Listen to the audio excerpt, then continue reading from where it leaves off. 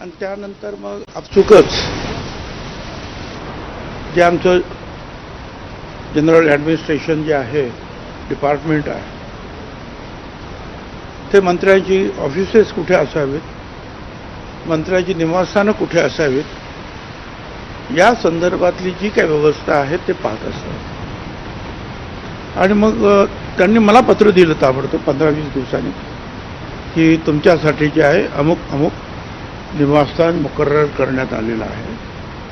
आणि अर्थातच तुम्ही तिथे त्याचा अर्थ असा की तुम्ही तिथे राहायला जावं. आता राहायला जावं म्हटल्यानंतर जेव्हा मी पाहिलं जर एखादं घर खाली असेल तर आपण राहायला जाऊ आणि तिथे जर कोणी राहत असेल तर आपण त्यांना कसं काय कळलं. आणि त्याच्यामध्ये ते आमचे सहकारी आहे. मी अजून त्यांना एक शब्दाने सुद्धा याबद्दल बोललेलो नाही. आता ते स्वतः मुख्यमंत्री आणि इतर मंडळी त्याच्यावर काय चर्चा करतील, काय निर्णय घेतील याची मला काही कल्पना नाही. अजितदादांशी किंवा कोणाशी चर्चा केली आहे?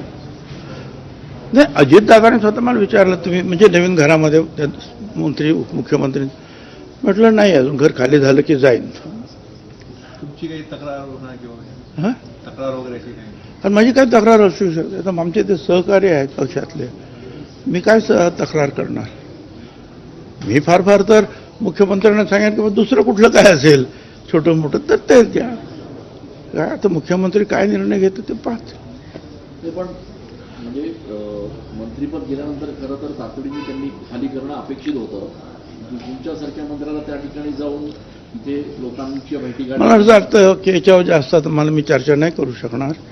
हे खरं आहे की 15-20 दिवस काहीतरी 1 महिनाभराची काही मुदत असते. काही लोक जे आणखी महिना 15 दिवस वाढवून घेतात कारण सामान वगैरे न्यायचं असतं, शिफ्ट व्हायचं असतं.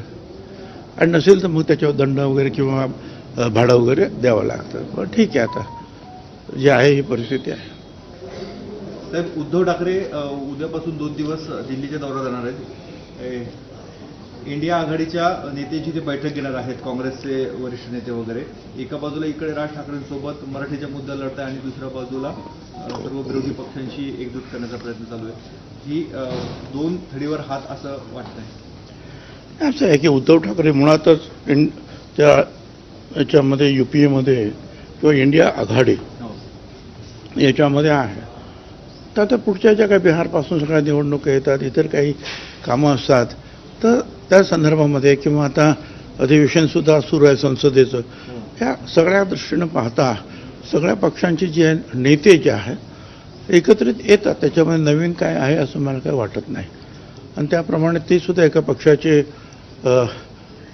प्रमुख आहेत, त्यांचे पण खासदार आहेत तिकडे आणि म्हणून त्यांना बोलवलं आहे. ठाकरे बंधू, दोन्ही ठाकरे बंधू फक्त मुंबई महापालिकेसाठीच सोबत येतील. नाशिक किंवा इतर राज्यामध्ये इतर कुठेही त्यांची युती होणार नाही किंवा ते एकत्र येणार नाही असं आपण म्हटलेलं आहे. टाइम्स ऑफ इंडियामध्ये बातमी. मला स्वतःला वाचलं नाही पण मला स्वतःला असं वाटतं की इतर ठिकाणी जे आहे दोन्ही ठाकरे बंधू एकत्रित लढणं मोठं कठीण दिसतं आहे.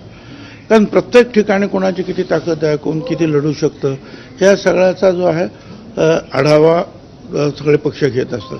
महायुतीमध्ये सुद्धा तेच होणार आहे.